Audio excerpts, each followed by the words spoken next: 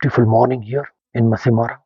Shooting against the Mara sky in the morning is customary for most of the photographers visiting Mara.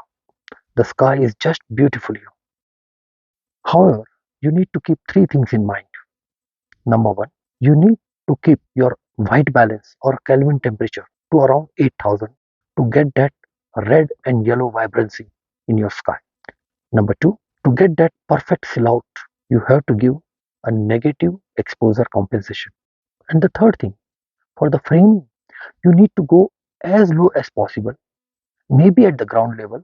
If possible, go out of your car if it is permitted and then shoot so that no anatomical portion or no anatomical part of the animal is cut by the horizon.